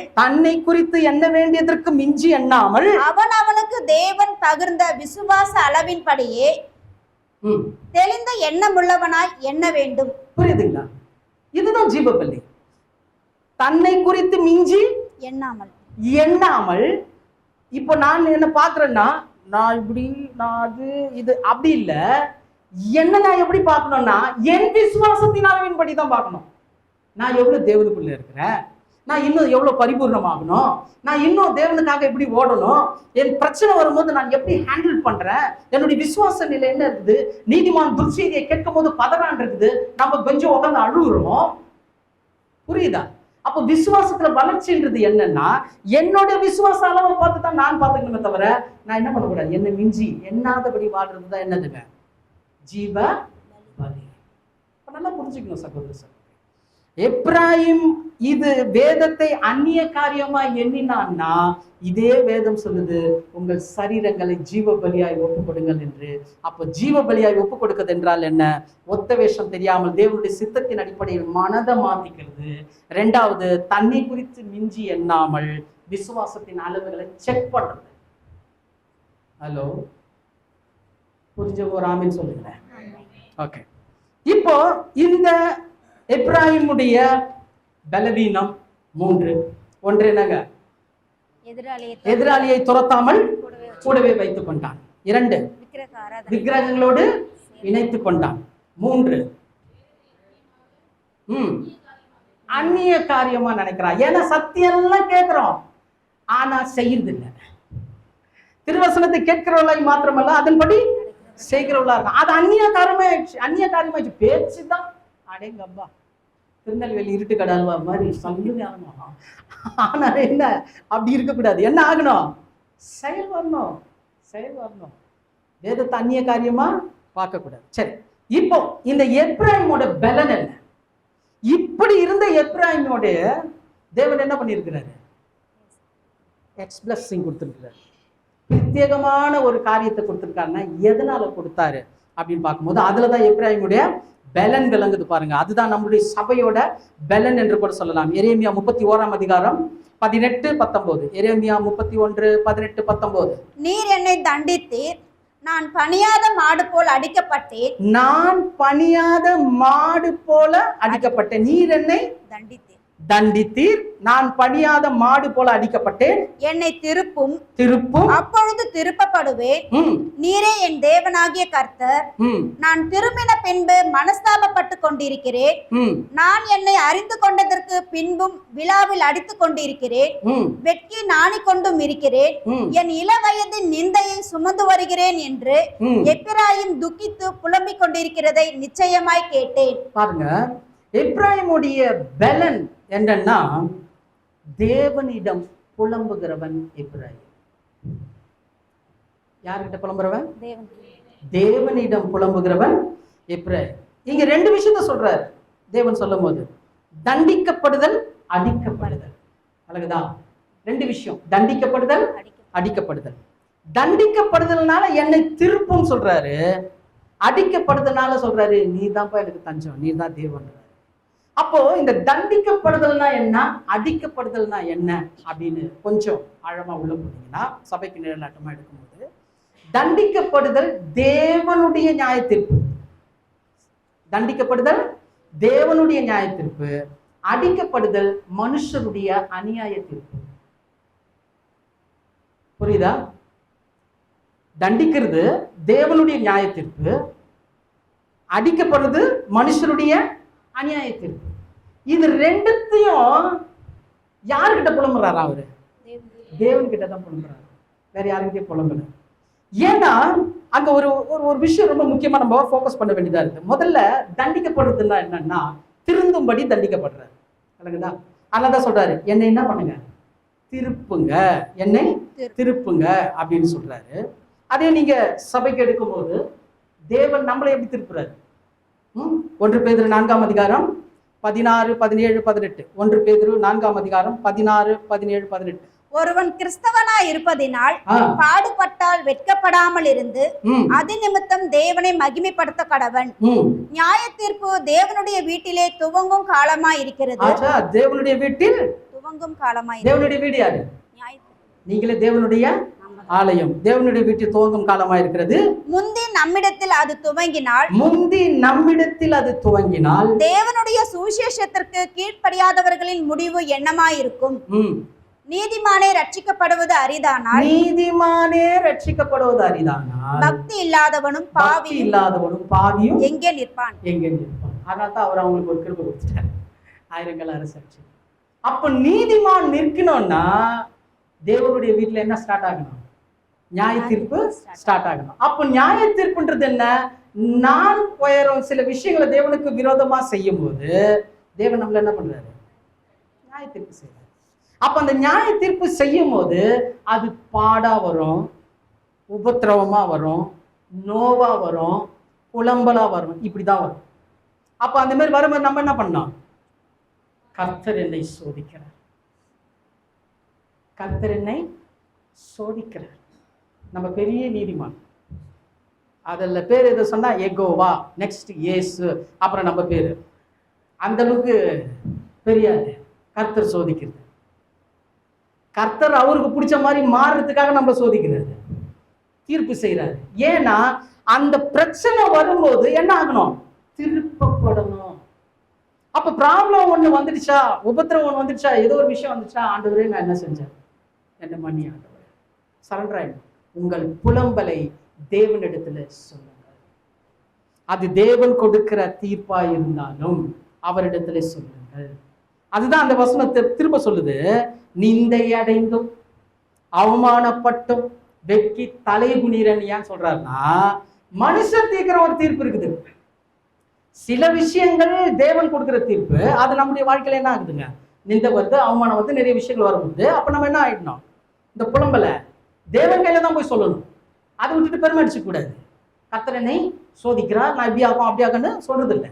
ஆனா ரெண்டாவது, நம்மை குறித்த தவறான விமர்சனம், நம்மை குறித்த சில தவறான விமர்சனம், அது நமக்கு எப்படி இருக்குங்க, நிந்தையும் அவமானம் பாடா இருக்கும்.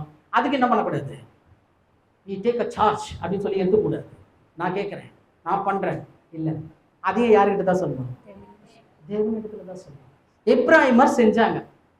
மனுஷர் மூலமாய் வந்த விமர்சனங்களே யாருக்கிட்ட கொண்டு போனாங்க, தேவனிடத்துல கொண்டு போனாங்க. தேவனே தண்டித்து உணர்த்துட்டு தேவன்கிட்ட கொண்டு போனதுனால வசனத்தின் முடிவு இப்படி சொல்லுகிறது, எப்ராயிம் துக்கித்து புலம்பி கொண்டதை நிச்சயம் கேட்டேன், நிச்சயம் கேட்டேன்.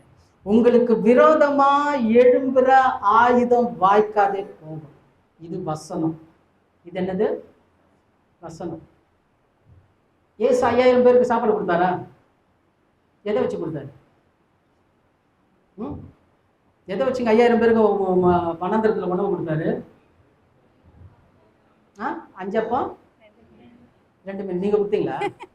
5 அப்பம் 2 மீன் 5000 பேர் கொடுங்க.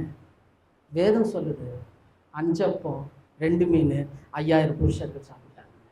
அதே வேதம் தான் சொல்லுது நம்மையும், இந்த உலகத்துல நாம் தேவனுடையவர்கள், உங்களுக்கு விரோதமாய் எழும்புகிற ஆயுதம் வாய்க்காதே போவன் வேதம் சொல்லுது. அதை விசுவாசிக்கிறோம், இதை நம்ப மாட்டோம். நம்புங்க, உங்களுக்கு விரோதமா யார் பேசினாலும் கர்த்தர் நீதி செய்வார். உன்னை தொடுகிறவன் என் கண்மணியை தொடுறான். அநியாயமா செய்யறாங்களா, அநியாயமா பேசுறாங்க, புறம்பா பேசுறாங்களா, கவலையே படாது, கர்த்தரிடத்துல சொல்லுங்க. கர்த்தர் என்ன பண்ணுவார் தெரியுமா, உங்களுக்கு விரோதமா பேசணுங்களா என்ன பண்ணுவாரு, தண்டிப்பாரு. அப்ப நம்ம என்ன பண்ணோம், ஸ்தோத்திரம் ஆண்டவரே, என் தேவன் ஜீவிக்கிறார், என் தேவன் ஜீவிக்கிறார்.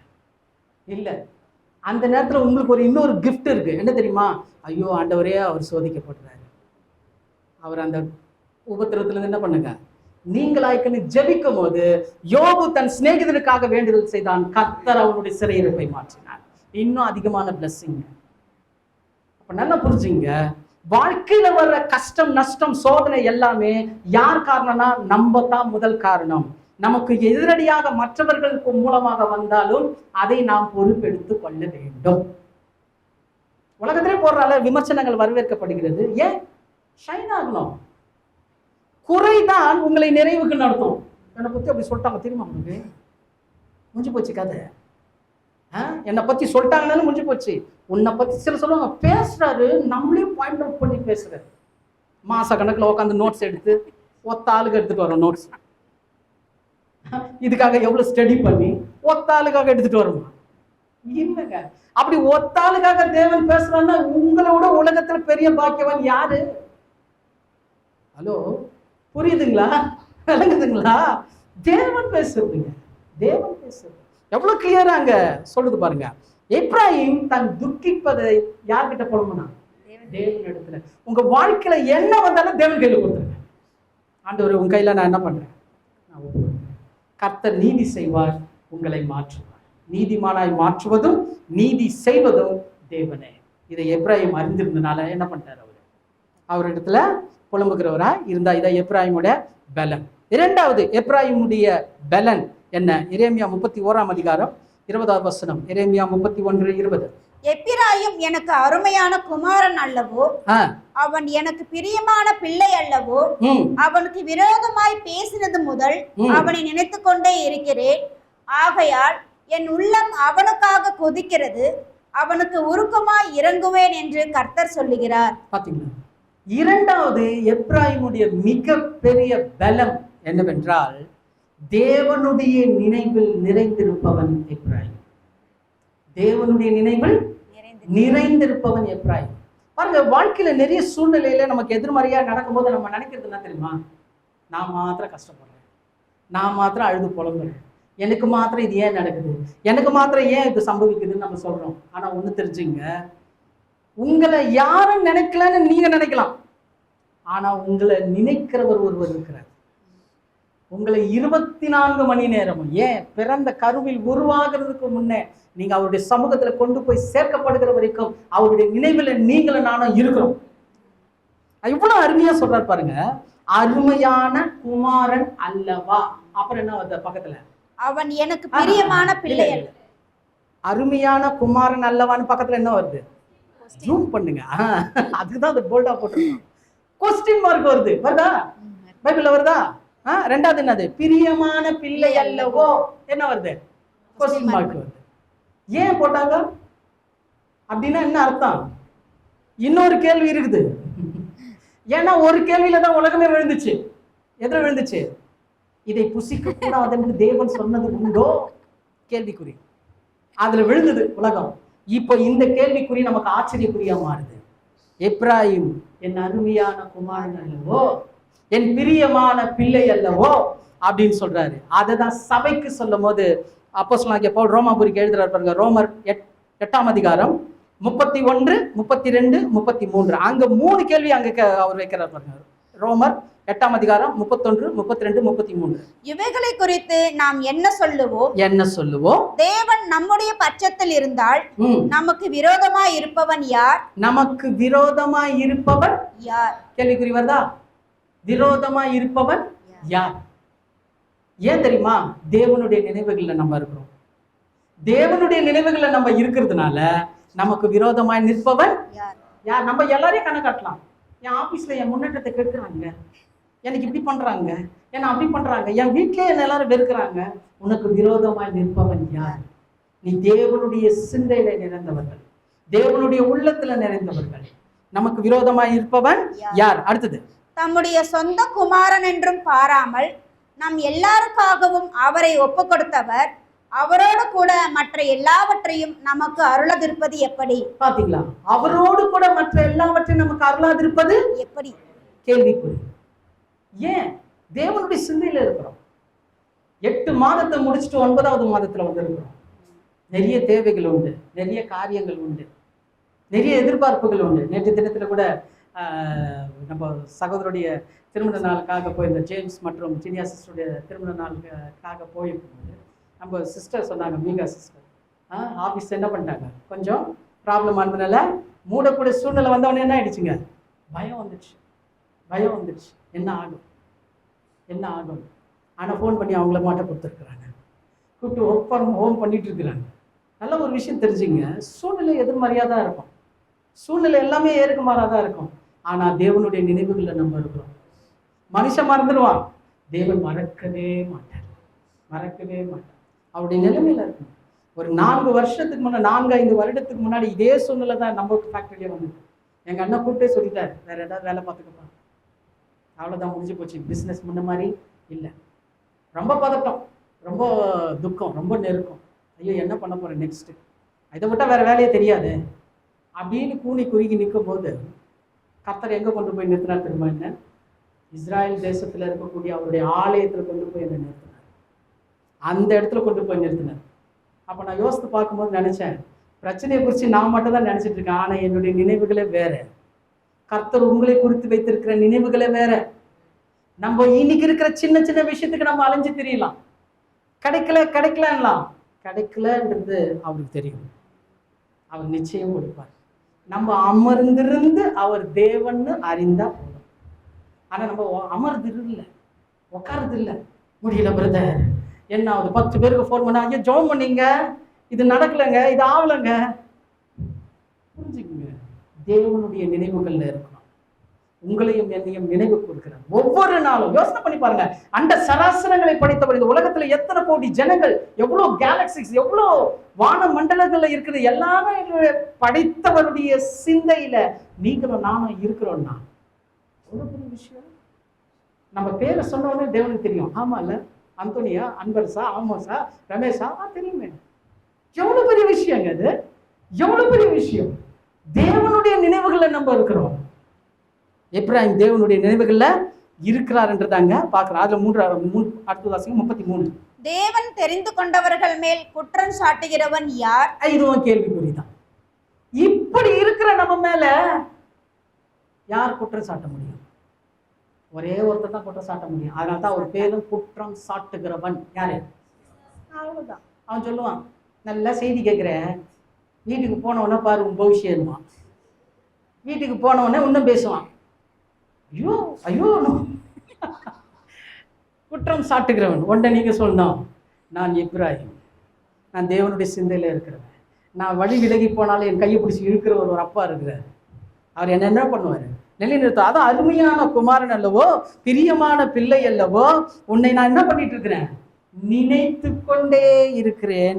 என் உள்ளம் அவனுக்காக என்ன பண்ணுதான்?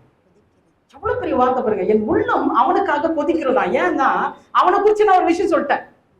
எப்ராஹிமை குறிச்சு நான் உன்னை தள்ளிட்டேன்பா, போக விடு, அவன் அழிவுக்கு தான் பாத்திரவனா இருக்கிறான் அப்படின்னு சொன்ன தேவன் சொல்றாரு, நான் உன்னை பத்தி இப்படி சொல்லிட்டேன், ஆனா இப்போ என் உள்ளம் கொதிக்குது.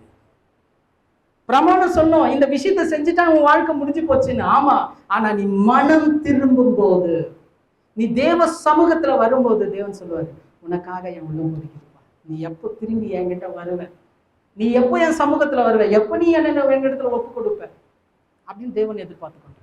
அதுதான் சொல்றாரு, உன்னை நினைத்து கொண்டே இருக்கிறேன், அவனுக்காக என் உள்ளம் கொதிக்கிறது, உருக்கமாய் இறங்குவேன். எத்தனை பேர் ஆமீன்னு சொல்றீங்க? தேவன் இறங்கினார்னா சகலமும் நன்மைதாங்க. இன்னைக்கு இந்த உலகத்துல பல விதத்துல நம்ம ஆசீர்வாதத்தை சம்பாதிக்கலாம். ஆனா வசனம் சொல்லுது, கர்த்தரின் ஆசீர்வாதமே ஐஸ்வர்யத்தை தரும், அதனோட வேதனையை கூட்டார். இன்னைக்கு இந்த பூமியில உனக்கு ஐஸ்வர்யம் தான், அது வேதனை. ஆனா கர்த்தர் கொடுக்கிற ஆசீர்வாதம் வேதனையே இல்லைங்க. அதை நமக்கு கொடுக்குறாரு.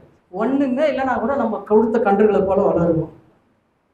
அடுத்த மாசம் என்னங்க? இல்ல, கர்த்தர் நடத்துவாருங்க. வானத்தையும் பூமியையும் உண்டாக்கின கர்த்தர் எனக்கு இருக்கிறார். எனக்கு ஒத்தாசை வரும் பர்வதங்களுக்கு நேரம் என் கண்ணை நான் மேல பார்த்தா போதும், மட்டன் பிரியாணி கீழே வந்து இறங்கிடும். கர்த்தர் அப்படியாக புஷ்டியாய் நம்ம என்ன பண்ணுவாரு? போஷிப்பார். அப்போ இந்த எப்ராஹிம் தேவனுடைய நினைவுகள்ல இருப்பவன், தேவனுடைய நினைவுகள் இருக்கான். அப்ப தேவன் எப்படிப்பட்டவரா இருக்கிறாரு? ஏசாயா 49:15. ஏசாயா 49:15. ஸ்திரீயானவள் தன் கர்ப்பத்தின் பிள்ளைக்கு இறங்காமல் தன் பாலகனை மறப்பாளோ? அவர்கள் மறந்தாலும் நான் உன்னை மறப்பதில்லை. இதோட வேற டெஃபினேஷன் கொடுக்கிறது ஒண்ணுமே கிடையாது. ஒரு தாய் மறந்தாலும் தேவன் நம்மை மறப்பதில்லை. ஆமென். எத்தனை பேர் ஆமென் சொல்றீங்க? சரி, இப்போ எப்ராஹிமுடைய மூன்றாவது பலன் என்னவென்றால், கடைசியாக எரேமியா 31:9. எரேமியா 31:9. அழுகையோடும் விண்ணப்பங்களோடும் வருவார்கள், அவர்களை வழி நடத்துவேன், அவர்களை தண்ணீருள்ள நதிகள் அண்டைக்கு இடராத செம்மையான வழியிலே நடக்க பண்ணுவேன். இஸ்ரவேலுக்கு நான் பிதாவா இருக்கிறேன், எப்பிராயிம் என் சேஷ்ட புத்திரனா இருக்கிறான். எப்பிராயிம் என்னுடைய சேஷ்ட புத்திரனா இருக்கிறான். சேஷ்ட புத்திரன். எனக்கு அருமையானவர்களே, எப்ராயிம் சபைக்கு நிழலா இருக்கிறார் என்று தியானித்துக் கொண்டிருக்கிறோம். எப்ராஹிமுடைய பலவீனம் என்ன? பலம் என்பதை தியானித்துக் கொண்டிருக்கிறோம். எப்ராஹிமுடைய பலவீனம் என்ன? எதிராளியை துரத்தாமல் கூட வைத்துக் கொள்வது, விக்கிரகங்களோடு கூட இணைந்திருப்பது, வேத சத்தியத்தை அந்நிய காரியமாய் எண்ணுகிறது. எப்ராஹிமுடைய பலன் என்ற தேவனிடத்துல புலம்புகிறவன் எப்ராஹிம். மாத்திரமல்ல, தேவனுடைய நினைவில் நிற்பவன் எப்ராஹிம். கடைசியாக பார்க்கிறோம், எப்ராஹிம் தேவனுடைய சேஷ்ட. இந்த சேஷ்ட புத்திரன் அப்படின்னா என்ன அப்படின்றத தெளிவா புரிஞ்சுக்கணும்னா 10வது வசனம் வாசிங்க. ஜாதிகளே, நீங்கள் கர்த்தருடைய வார்த்தையை கேட்டு, நல்ல கேளுங்க, ஜாதிகளே கர்த்தருடைய வார்த்தையை கேட்டு, தூரத்தில் உள்ள தீவுகளில் அறிவித்து, தூரத்தில் உள்ள தீவு வார்த்தையை கேட்டு அறிவித்து, இஸ்ரவேலை சிதறடித்தவர் அதை சேர்த்து கொண்டு, சிதறடித்த இஸ்ரவேலர்களை சேர்த்து கொண்டு, ஒரு மேய்ப்பன் தன் மந்தையை காக்கும் வண்ணமாக, மேய்ப்பர்களா மேய்ப்பனா? மேய்ப்பன் ஒருமையில வருது. மேய்ப்பன் தன் மந்தைகளை காக்கும் வண்ணமாக அதை காப்பார் என்று சொல்லுங்கள். காப்பார் என்று சொல்லுங்கள். யாரை குறித்து சொல்லப்பட்ட தீர்க்கதரிசனம்? 1000 கால அரசாட்சியில, இதெல்லாம் வசனத்தோடு பார்க்கலாம், டைம் இல்ல. 1000 கால அரசாட்சியில கர்த்தராகிய இயேசு கிறிஸ்து செய்கிற காரியத்தை தான் இங்க சொல்லியிருக்கிறார். விளங்குதுங்களா? வார்த்தைகளை தீவுகளுக்கும் ஜாதிகளுக்கும் அறிவிக்கிற மேய்ப்பனா இருக்கிறாரு. ஜனங்களை, இஸ்ரவேல் ஜனங்களை கூட்டி சேர்க்கிறாரு. மாத்திரமல்ல, ஒரு மந்தையாக மாறி அவரே என்ன பண்றாரு? காக்கிறார். இந்த தொழுவத்தில் இல்லாத வேற ஆடுகள் எனக்குண்டு, அவைகளை நான் கொண்டு வந்து சேர்க்க வேண்டும். அப்பொழுது ஒரே மந்தையும் ஒரே மேய்ப்பனுமா இருக்கும்னா எப்ப நடக்குங்க? அது 1000 கால அரசாட்சியில நடக்கும். இந்த வேலையை செய்யறவர் தான் சேஷ்டபுத்திரன். இந்த வேலையை செய்யறவர் யாரு? சேஷ்டபுத்திரன். சேஷ்டபுத்திரன்னா தலைப்பிள்ளை, முதலாவது பிறந்தவன் அர்த்தம். தலைப்பிள்ளை. சேஷ்டபுத்திரன் என்னது? தலைப்பிள்ளை. இப்ப நல்லா வருவோம், ஆதி ஆகமத்துக்கு வருவோம்.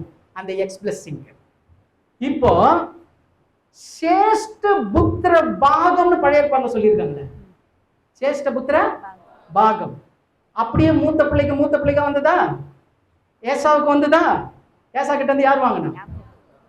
அது வாசிங்க. ஆதியாகமம் 25ஆம் அதிகாரம் 31. ஆதியாகமம் 25:31. அப்பொழுது யாக்கோபு, உன் சேஷ்டபுத்திர பாகத்தை இன்று எனக்கு விற்று போடு என்றான். சேஷ்டபுத்திர பாகத்தை எனக்கு என்ன பண்ண? விற்று போடு. அப்பொழுது யாக்கோபு ஏசாவுக்கு அப்பத்தையும் பயக்கூழையும் கொடுத்தான். அவன் புசித்து குடித்து எழுந்திருந்து போய்விட்டான். இப்படி ஏசா தன் சேஷ்டபுத்திர பாகத்தை அலட்சியம் பண்ணினான். பாத்தீங்களா? 31, 34 தெளிவா சொல்லுது வசனம். சேஷ்டபுத்திர பாகத்தை கரெக்டா குறி வச்சு போக்கஸ் பண்ணி வாங்கினவர் யாரு? யாக்கோபு. மூத்தவரா இளையவரா? இளையவர். இளையவங்களுக்கு தான் தெரியும். வாங்கினாரா? ஏன் வாங்கினார்னா, மூத்தவருக்கு என்ன இல்ல? சேஷ்டபுத்திர பாகத்தினுடைய முக்கியத்துவம் இல்ல. நம்ம கூட சேஷ்டபுத்திர பாகம் என்ன நினைச்சுக்கிறோம்? மூத்தவனுக்கு கிடைக்கிற மரியாதை நினைச்சுக்கிறோம். கரெக்ட் தான். ஆனா எந்த சேஷ்டபுத்திர பாகம்? எரேமியா 31:10 சொல்லி இருக்குது பாருங்க. தேவனுடைய சேஷ்டபுத்திரன் இந்த உலகத்துக்கே சத்தியத்தை அறிவித்து நல் மேய்ப்பனா அவர் கடைசியில நிப்பார் தெரியுங்களா? குமாரன் நிக்கிறார் பாருங்க. அந்த ராஜ்யத்துல, தேவனுடைய ராஜ்யத்துல, அதுதாங்க சேஷ்டபுத்திர பாகம். இந்த சேஷ்டபுத்திர பாகத்தினுடைய அறிவு யாருக்கு இருந்திருக்குது? யாக்கோபுக்கு இருந்ததுனால உஷாரா கேட்டு வாங்கினாரு. இப்போ அவன் என்ன பண்ணிட்டான்? அலட்சியப்படுத்திட்டான். இப்போ இந்த சேஷ்டபுத்திர பாகம் பழைய ஏற்பாடுல யார் கையில இருந்ததுன்னா, யார் கையில இருந்தது? யாக்கோபினுடைய கையில இருந்தது. இப்போ யாக்கோபினுடைய கையில இருக்கக்கூடிய சேஷ்டபுத்திர பாகம் யோசேப்பு கொண்டு வராரு. தன் 2 மகன்களை கொண்டு வரும்போதே யார் பார்த்துட்டா? ஏன்னா அந்த வசனம் தெளிவா சொல்லுது. தேவன் அவருக்கு ஒரு இன்ட்டு கொடுக்குறாரு. மூல மொழியில பாத்தீங்கன்னா, கொண்டு வரும்போதே யாக்கோபு என்ன பண்ணாராம்? பார்க்கிறாராம். ஒரு விஷயத்த பார்க்கிறாருன்னும் போது தேவன் சில வெளிச்சத்தை கொடுக்குறாரு. கொடுக்குறது என்ன வெளிச்சம் தெரியுங்களா? யோசேப்பு கொண்டு வரும்போது எப்படி கொண்டு வந்தான்? ரைட் ஹேண்ட் சைடு யார் இருந்தா? எப்ராஹிம் இருந்தான். லெஃப்ட் ஹேண்ட் சைடு மனாசே இருந்தான். கூட்டு வர்றாரு. கூட்டு வரும்போது பார்வைக்கு யார் செலக்ட் ஆகணுங்க? ரைட் ஹேண்ட் சைடு யார் இருந்தா? எப்ராஹிம் தான். யோசேப்பு கிறிஸ்துவுக்கு நிழலா எடுத்துக்கிட்டா, கிறிஸ்துவினுடைய வலது பாரிசத்துல உட்கார்றவங்க யார் தான்? ஹலோ, யாருங்க சொல்லுங்க? நம்ம தான். சபைதான். ஜெயம் கொண்டு ஜெயம் கொள்ளுகிறவன் எவனோ அவனை நான் ஜெயம் கொண்டு பிதாவின் சிங்காசனத்தில் வலது பாரிசத்துல உட்கார்ந்தது போல அவனை என்னுடைய வலது பாரிசத்துல உட்காருவான். இப்போ ஆல்ரெடி யோசேப்பு கொண்டு வரும்போதே செலக்ட் பண்ணியாச்சு தேவன். ரைட் ஹேண்ட் சைடு யார் தான் இருக்கிறான்? எப்ராஹிம் தான் இருக்கிறான். சபை தான் இருக்கிறான். கொண்டு வந்தவனே இப்போ சேஷ்டபுத்திர பாகத்துக்கு சொந்தக்காரர் உட்காந்து இருக்கிறாரு யாக்கோபு. அவர் நியாயமா யாருக்கு தான் கொடுக்கணும்? பார்த்துட்டாரு. ரைட் ஹேண்ட் சைடு தேவன் கொடுத்துட்டாரு அவருக்குன்ட்டு. இப்ப அவர் யாருக்கு தான் கொடுக்கணும்னா இப்ராஹிமுக்கு தான் கொடுக்கணும். அதனால தான் வலது கரத்தை தூக்கி வச்சார். இன்னைக்கு தேவாராதனை, தெரிந்து கொள்ளப்படுதல், ஆளுகை, இஸ்ரவேலின் 12 கோத்திரங்களை ஆளுகிறவர்கள் யாரு? சொல்லுங்க. இல்ல, எனக்கு ஒரு விஷயம் புரியல. நீங்க இப்படி பாக்குற பார்வைக்கு தனியா ஒரு ஸ்டடி எடுக்கணும் போல இருக்கு. என்ன சொல்றாங்கன்னு புரியல எனக்கு. யாரு? நம்ம தான். சபையை தான் தெரிந்து கொள்ற. சபையை தான் தெரிந்து கொள்ற. ஆகையினால தெளிவா இருக்கணும். சேஷ்டபுத்திர பாகம் யாருக்கு தான் வந்ததுங்க? எப்ராஹிமுக்கு தான் வந்தது. அப்படியே கிறிஸ்துவனுடைய சாயலை தரித்து கொண்டு ஆளுகை யாருக்கு தான் வருது? நமக்கு தான் வருது. நமக்கு தான் வருது. அதனாலதான் சபைக்கு கொடுக்கும் போது பெரிய எச்சரிப்பை பவுல் சொல்றாரு. அந்த வசனத்தை வாசித்து முடிக்கலாம். எபிரேயர் 12ஆம் அதிகாரம் 16வது வசனம். எபிரேயர் 12:16.